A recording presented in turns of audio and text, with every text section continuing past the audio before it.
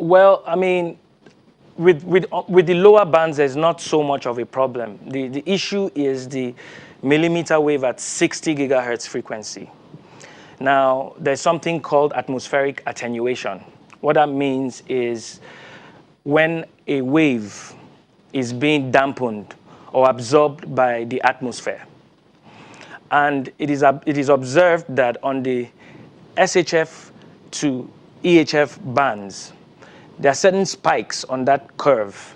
The first spike, I don't have that slide. If not, would have, yes, that's the slide. Okay, so the 60 gigahertz millimeter wave. And so it's what is a 60 gigahertz millimeter wave? That slide, if we could put it on. Yes. So basically, the 60 gigahertz millimeter wave is within the extremely high frequency spectrum. And what happens is it's almost 98% attenuated by oxygen. What does that mean? It means something in the atmosphere. You see, these waves, when we say radiation, many people might not know what it is, so they might not appreciate that even non-ionizing radiation has problems. But at 60 gigahertz, it means you have 60 gigahertz photon energy. Photon is the carrier of the electromagnetic force. So that's how electrons transfer energy between each other. Yes. What does it affect humans? Oh, absolutely. So this is how it is. If you are exposed to 60 gigahertz millimeter wave radiation, which is being attenuated by oxygen in the atmosphere, everything that has to do with oxygen in your blood, oxygen in your atmosphere, what happens is the electrons, which form a covalent bond that make oxygen diatomic, even if the activation energy required to break the bond, that happens on the ionizing radiation. It breaks bonds.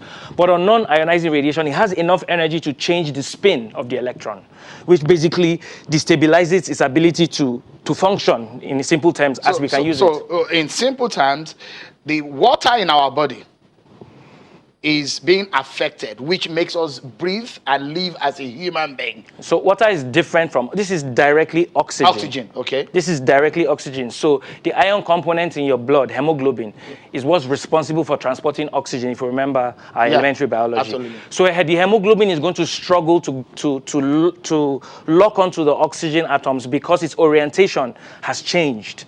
This is subatomic particles.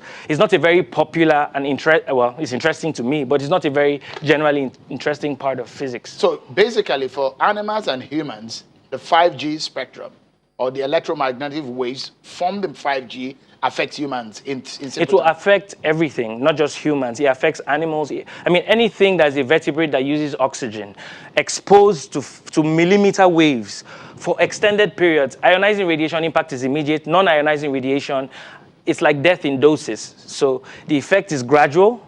And then you get to a point where your cells can no longer sustain that boiling microwave type environment. Okay, so Tony, you're fantastically speaking out.